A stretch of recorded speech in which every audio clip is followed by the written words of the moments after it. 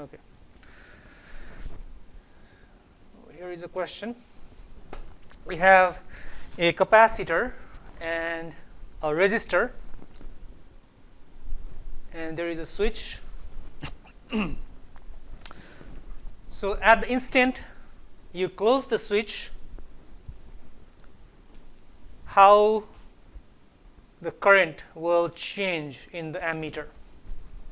So the ammeter basically shows how much current is flowing through it.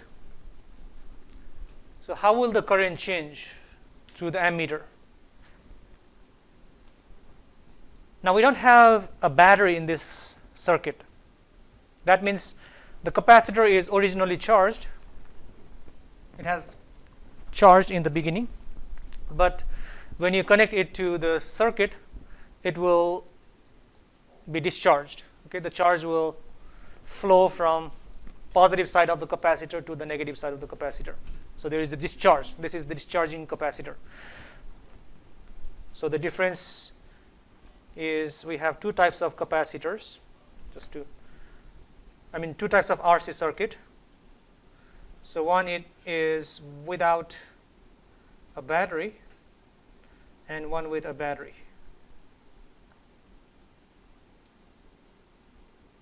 So this is without battery, and we can also have a capacitor with a battery.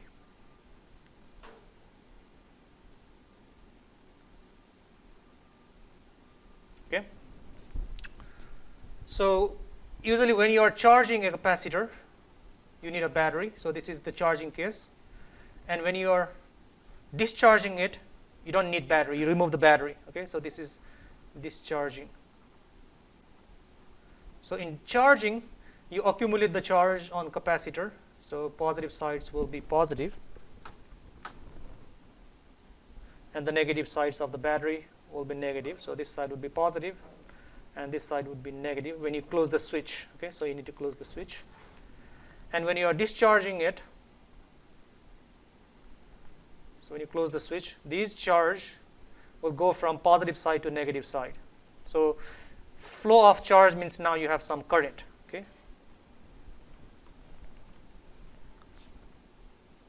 So the question is asking how this current changes with time. So let's look at the options. I is always 0. I is constant but not 0. I increases and then constant. I instantly jump up, then slows down or slowly decreases. None of the above. So which one do you think is the D? Is that right? D?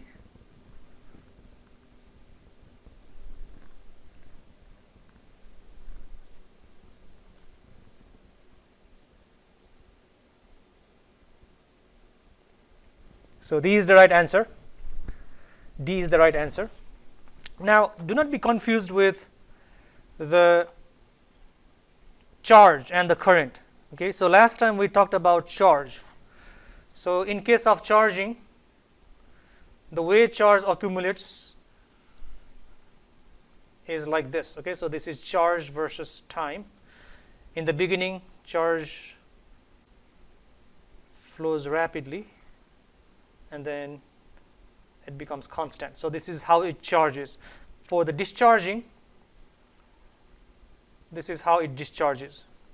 So it rapidly decreases, exponentially decreases, I should say. Okay, so this is how it discharges. Now here we are talking about current, not charge. And you're right. So when the capacitor is empty in the beginning at time t equal to 0, not empty, sorry, when the capacitor is full to begin with, so you close the switch. So this one has, let's say, positive. So there would be, no, not positive. So all these charges, they flow from positive to negative. So there is a maximum current, okay? And as the charge starts to deplete, the current slowly goes down. So to start with, at t equal to 0, there is maximum current. And the current slowly goes down, down, down, down, down. And then when the capacitor is empty, now there is no more charge. Okay, so that means no more current. So finally, for the empty capacitor, I goes to 0. So if you plot a graph, it would look like this. So in the beginning, you have really large current.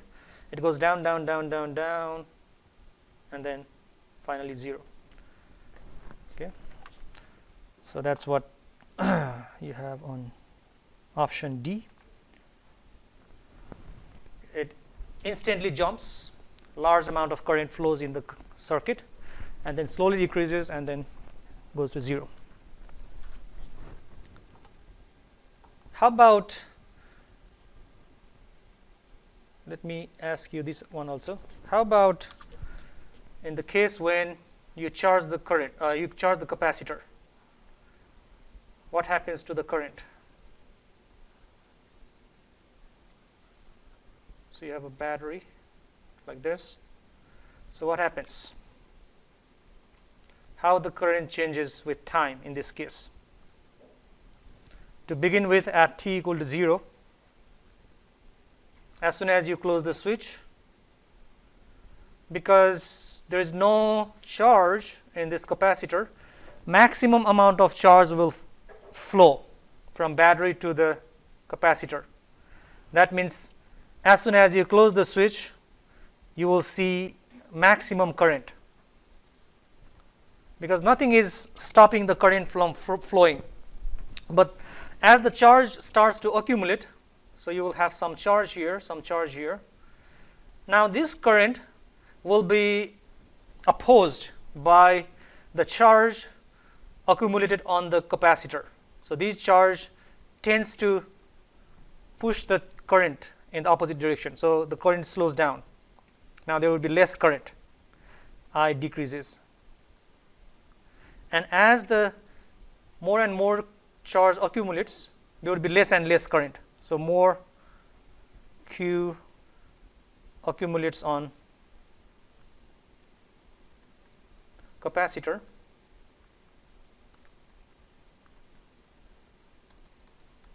Less and less current flows in the circuit. And again, this is because as more and more charge is accumulated, there will be more and more opposing to the current.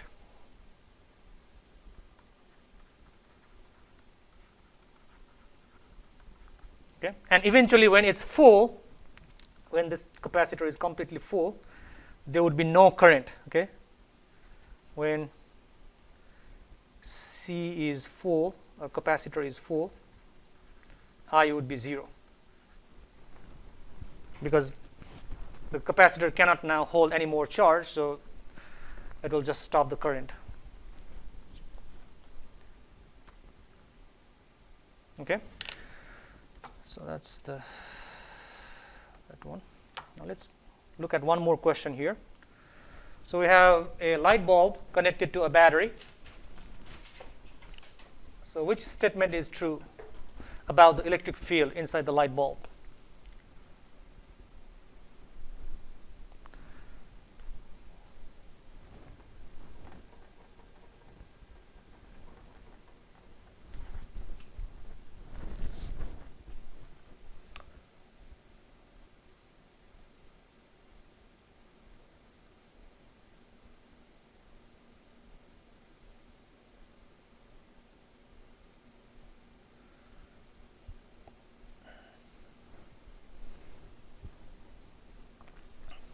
The flow of current is what produces the light in the light bulb. Okay, so there is current flowing through the light bulb. And in order for the current to flow, you need potential difference across the light bulb. So you have a light bulb So in order for the light bulb to work, oops, what happened?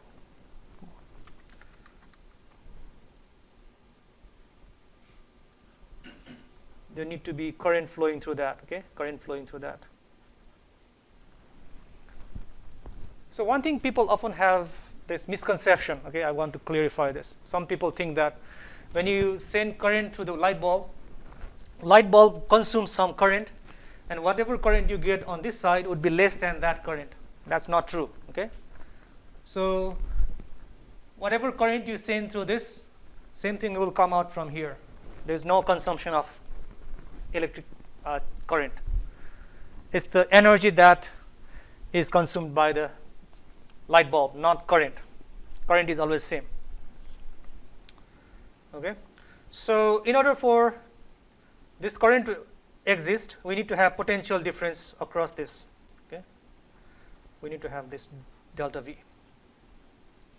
And this delta V means there need to be electric field, because wherever you have delta V, there is electric field. These two are same two sides of like same coin, or they are related to each other. One cannot exist without other. Okay, so that means there must be electric field in this light bulb, and it's this electric field that pushes the charge in the forward direction. Okay, so this pushes the charge, or it produces the current. Pushes the charge means there is flow of charge, and flow of charge means there is current. So the current in the light bulb is because of this electric field. Okay, so let's look at the options. A is not correct because field is not zero. If there is zero field, there would not be any current. You cannot have zero field. You cannot have zero field. So non-zero field. So either it's D, E, F, or G.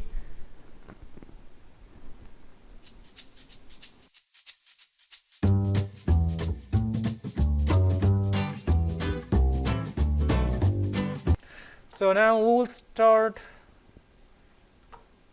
a new chapter today. New chapter is very interesting chapter. It's magnetism.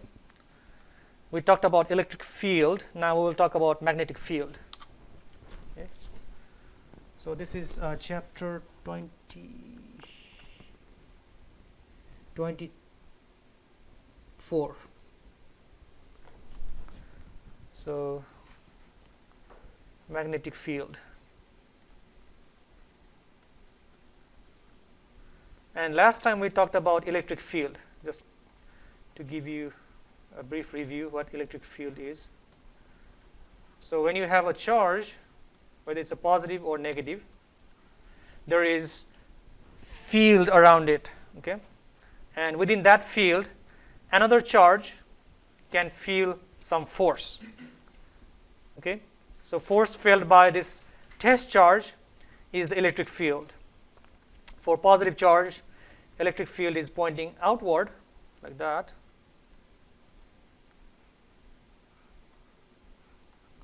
And for negative charge, electric field is pointing into the charge.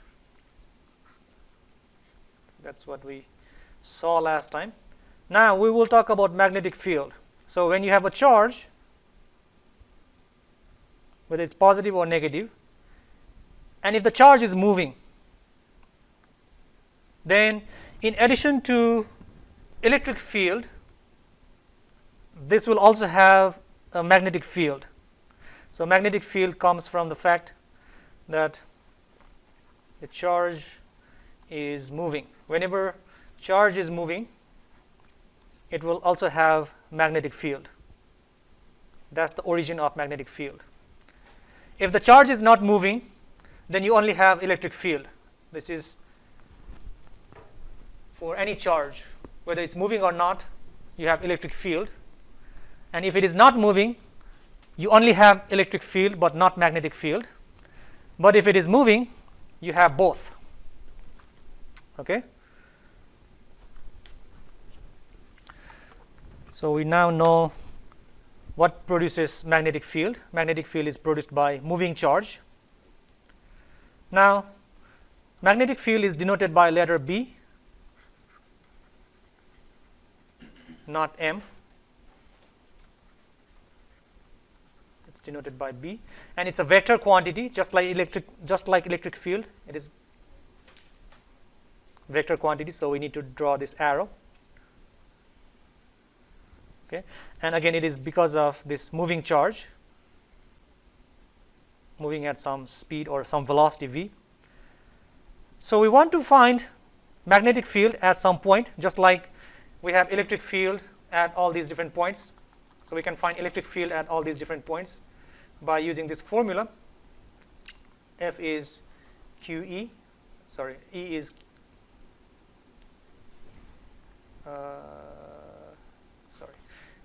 E is force per unit charge. Okay, that's the formula for electric field. Or you can use E is equal to KQ over D squared. Okay, that's the electric field. In the same way, I want to find electric field, magnetic field at some point. Let's say here. So what's the magnetic field at point P? Okay, and this point is, say, distance d away from this charge.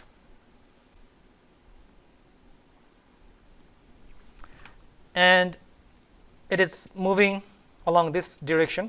So that means the direction between this d and v is theta. Okay. So P is the point where I want to find magnetic field, which is angle theta from the direction of motion, and which is distance d from the charge. So a person named Biot Savart, actually two people, Biot and Savart,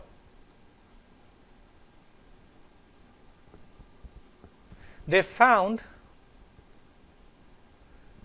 the magnetic field at this point, B at this point, depends on these things. Okay, the first one is how far it is from the charge, how far you want to find.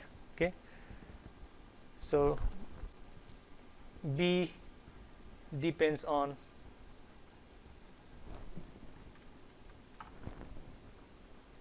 first one is D. Okay, distance of the point from the charge.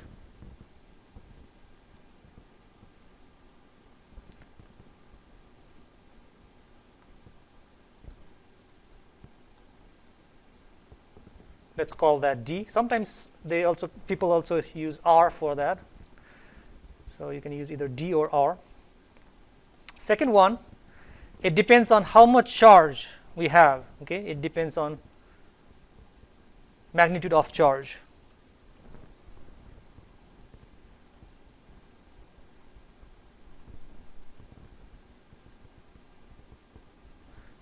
Which is Q. It also depends on how fast the charge is moving, velocity of the charge.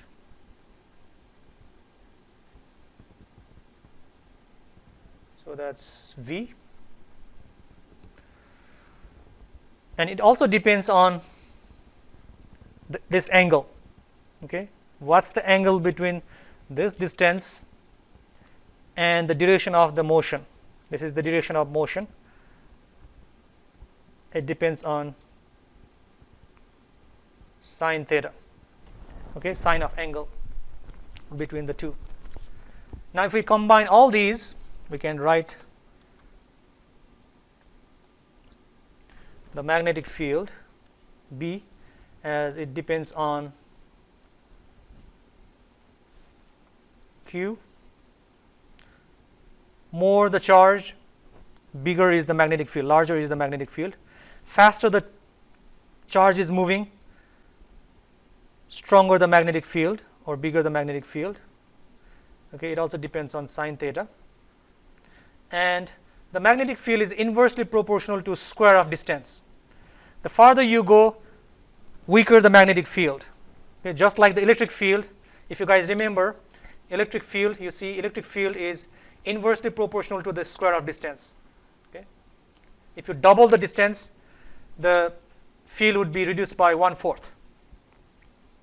If you bring the particles 2 times closer or half closer, how should I say that? So let's say we have 2 charges like this, d. If you bring them to like d over 2, then that will quadruple the force. Okay, that's the inverse square relationship. The same thing is true here. So this b also is inversely proportional to d squared.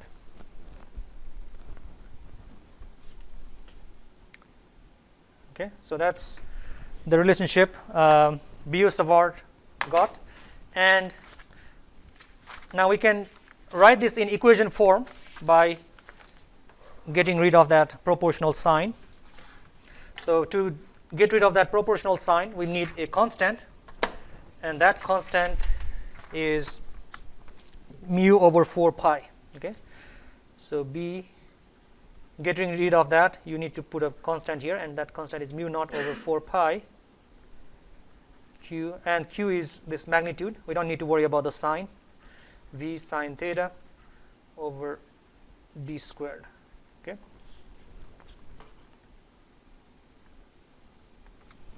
This constant mu naught, its value, it's called permeability of free space. This is called, it's a constant. It's called permeability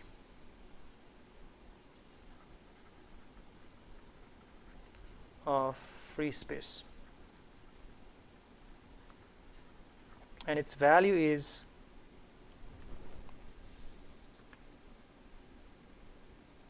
4 pi times 10 to the negative 7.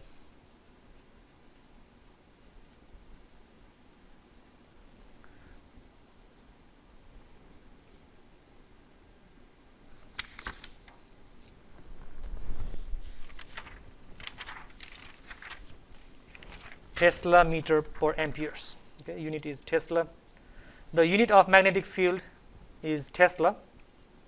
It's easy to remember. A car Tesla is like car Tesla. Unit of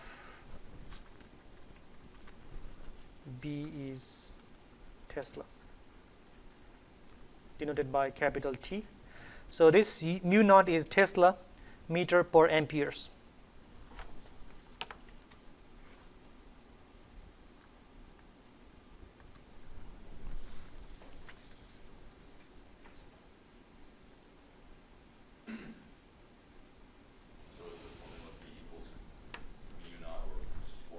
Yeah.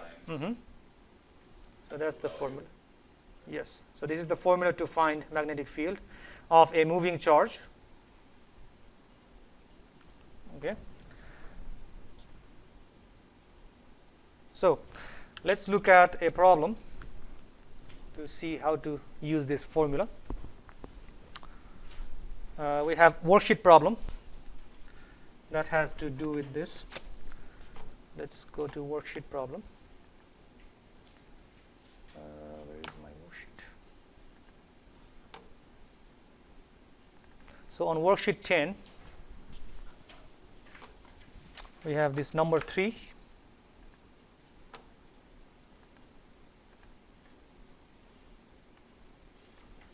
Let me copy this.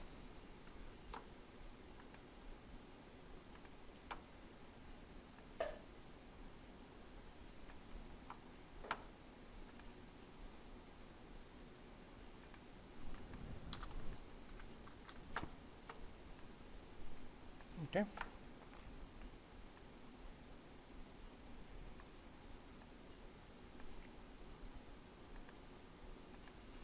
Okay, so there is a proton that is located at negative 0.5. So wait, I think this is proton. So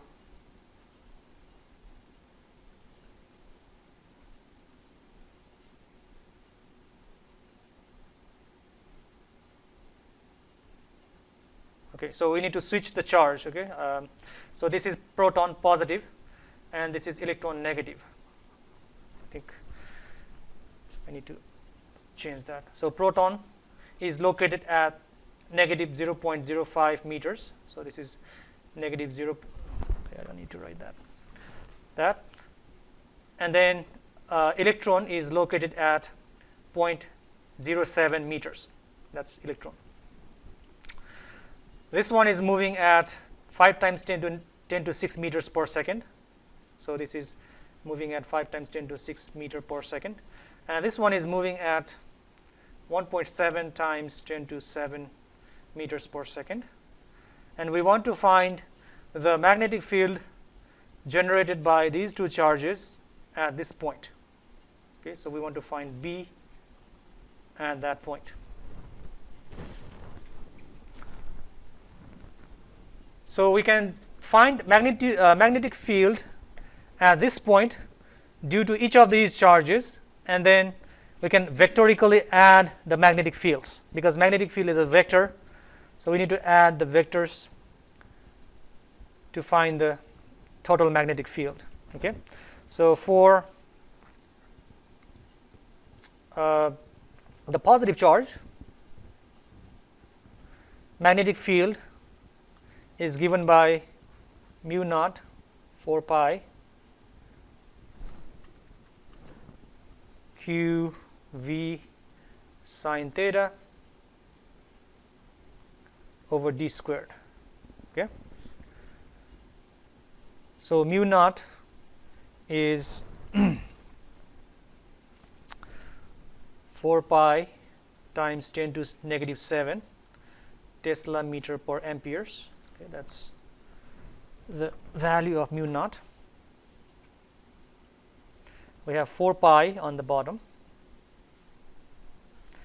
Charge, this is a proton. Proton has 1.6 times 10 to negative 19 coulombs of charge, and then the speed of that proton is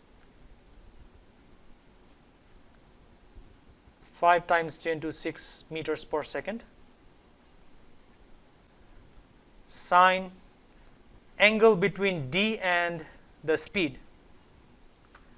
So speed is this way. Okay, it's going that way, and this is the distance between the point where we want to find the magnetic field and the charge. That's the distance. So what's the angle between V and D? 90 degrees. So this is the angle, right? So that's sine 90 degrees. And then d squared, so distance squared, distance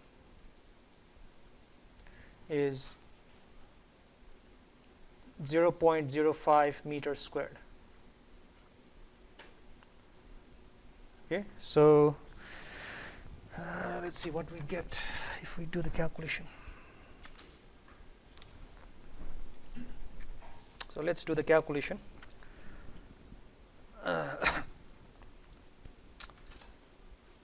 Times 10 to negative 7 times 1.6 times 10 to negative 19 times 5 times 10 to 6.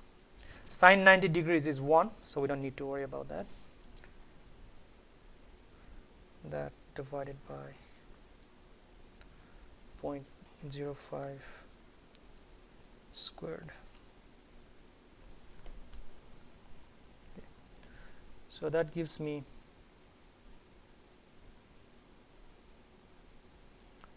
3.2 times 10 to negative 17 Tesla. Okay, it's a very small. Usually the magnetic fields are very, very small. This is only for one proton, and it makes sense because for proton it should be very small. The magnetic field of MRI. So if you go to hospital to do some kind of MRI, they also use magnetic field. They have this round thing that produces the magnetic field. and usually the magnetic field of that MRI is around 3 Tesla. Okay, sometimes it's less than that. So 3 Tesla is very, very large magnetic field, and this is just for one proton. Now we also need to find direction. This is very important, okay, because B is a vector, so we need to find direction. To find direction, we use right hand. Okay, so what you do is point your fingers towards the direction of motion. Okay, so fingers point towards direction of motion, or V, and then curl your fingers towards D. Okay, curl towards D, and then your thumb. Okay, see where your thumb is pointing. Your thumb will give you the direction of magnetic field. So thumb gives you direction of B. So in this case, V is that way. Okay, so and D is that. So curl towards D. So your thumb is pointing out. So the magnetic field is pointing out of the screen.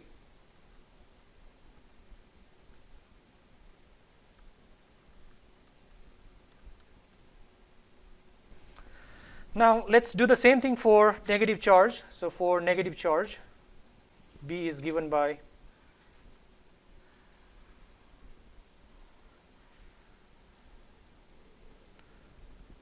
this formula. So I will plug in just the numbers. 4 pi times 10 to negative 7 Tesla meter per amperes over 4 pi, and then electron has the charge of 1.6 times 10 to negative 19, and I don't need to worry about the sign because it's a magnitude. The speed of electron is 1.7 times 10 to 7 meters per second, and then also the angle between D. So in this case, for the electron, this is the distance. Okay, so that's the distance between the point where we want to find the magnetic field and the charge, and this is velocity. So the distance between the angle between V and D is again 90 degrees. So this is again sine 90 degrees. So that over distance is 0.07 meters, and square of that. Okay, so that will give us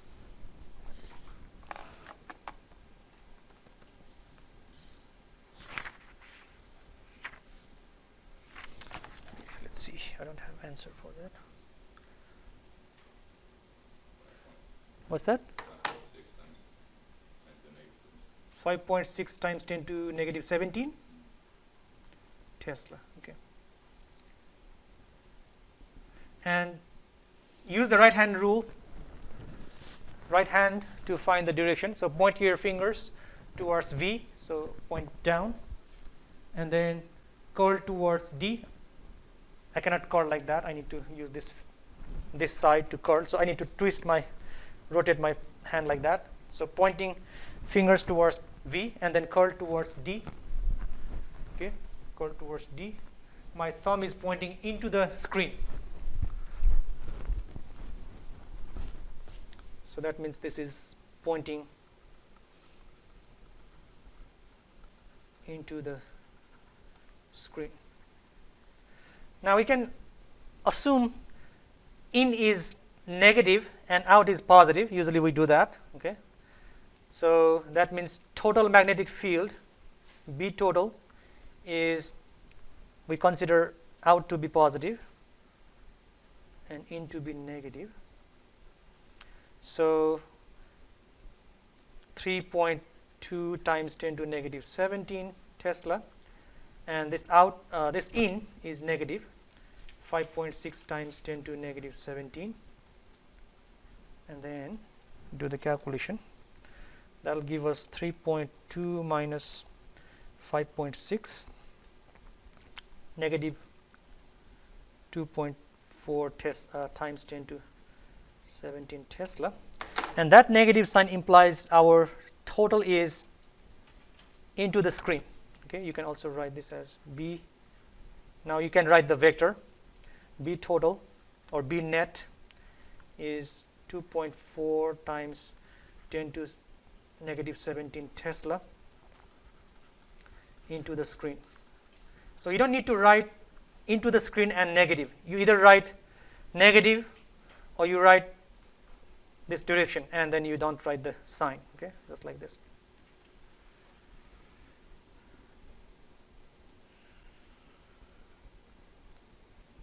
So that's the total field.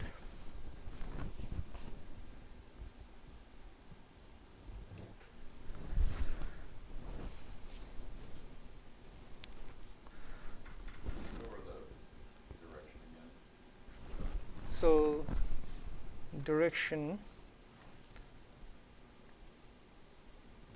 so for this, oh, okay, I take it back. Okay, so I need to do one more thing here. I forgot. Let's first go to the direction.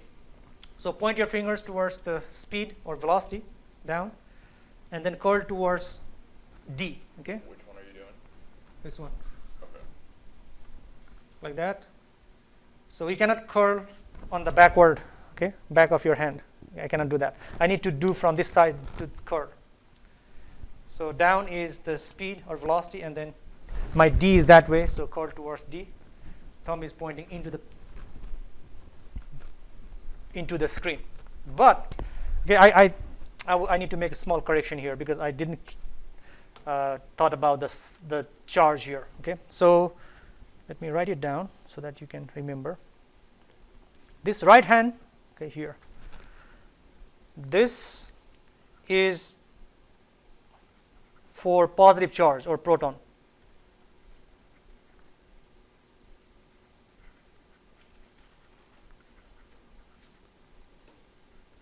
Now if you have an electron, it would be, you use the same rule, but whatever direction you get here, opposite of that will give you the sign for the electron. Okay, for electron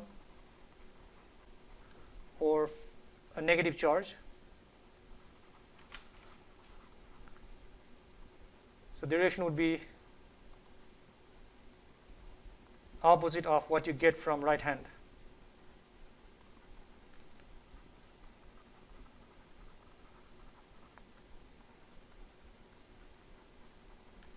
Right hand rule. The RHR is right hand rule.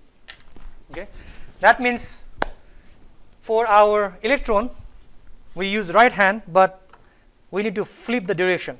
Okay, so here, because this is electron and it's pointing into the screen because through the right hand, but for negative it would just be opposite of that, so that would be out. Okay, out of screen. That means this would be positive, and I need to add these two. So 3.2 plus 5.6 is 8.8. Okay, so this would be 8.8, and this would be out of screen. So that's why you need to be very careful about what kind of charge you are dealing with. If you are dealing with positive, just use the right hand rule. But if you are dealing with negative, use right hand rule, but in the end you need to flip the sign. Okay, let's look at the next one real quickly. It's a similar one. So this one.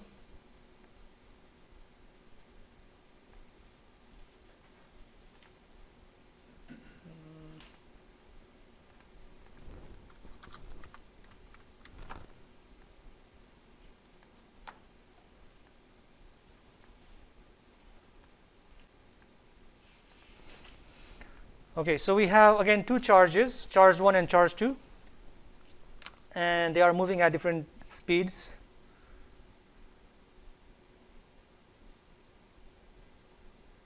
And they are both positive. Okay, this is positive, because it says positive, and this one is also positive. That's also positive.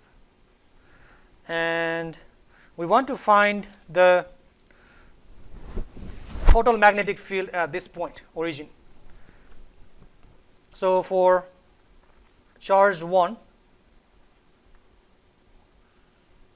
the magnetic field at the origin is given by this formula, mu naught over 4 pi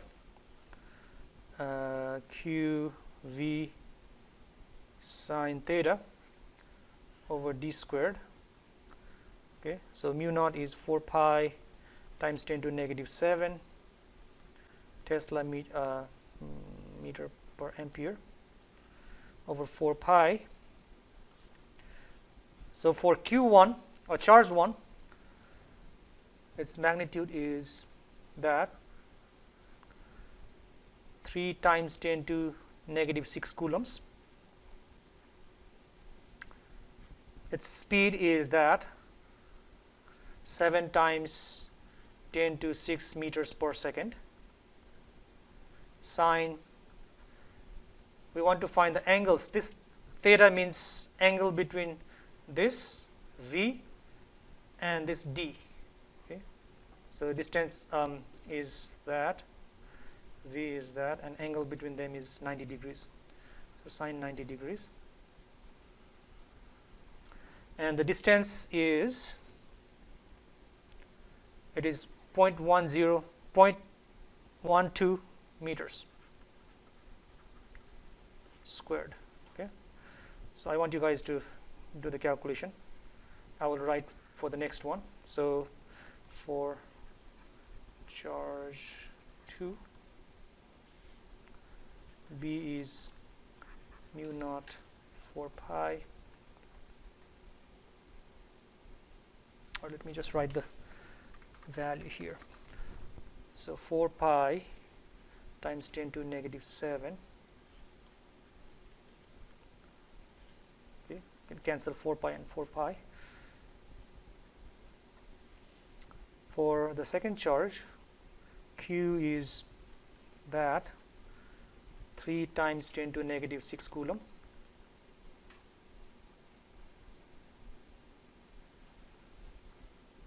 Speed of velocity of that is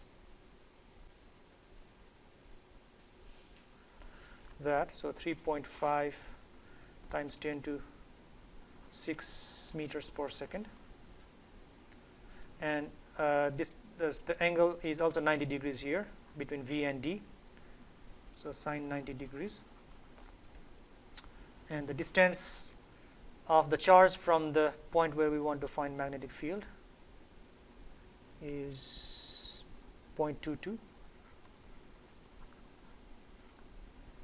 So what you get, what you got for the first one? 1.46 times 10 to the 4. Okay, and for this one?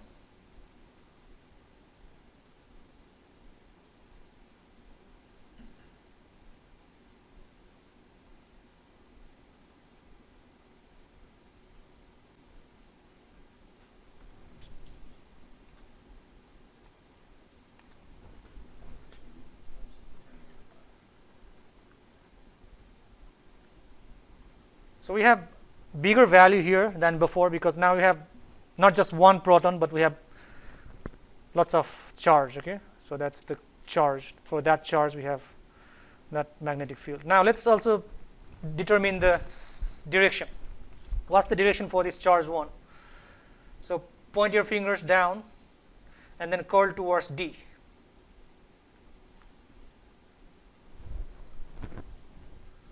That means your thumb would be pointing into the page.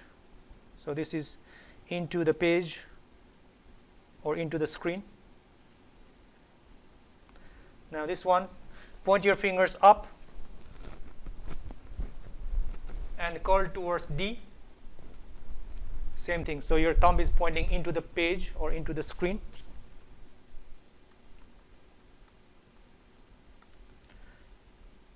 So that means we can consider this to be negative.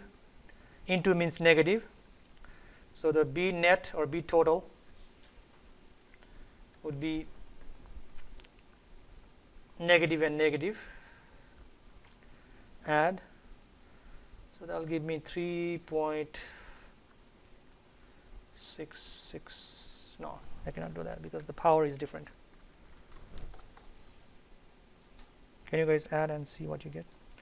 1.46 times 10 to negative 4 plus 2.2 times 10 to negative 5.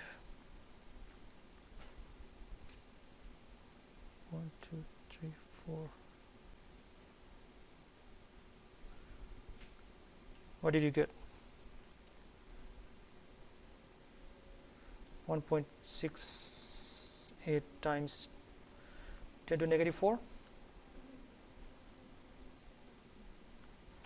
Or you can write this as B total is 1.68 times 10 to negative 4 Tesla into the screen. Okay.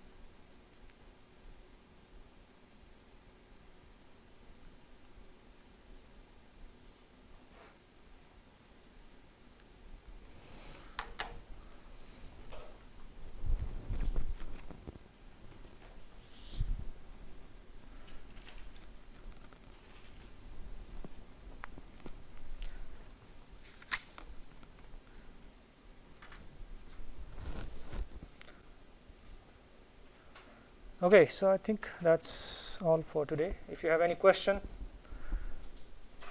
I can answer your question. Otherwise, that will be all for today. Have a great weekend. See you next week.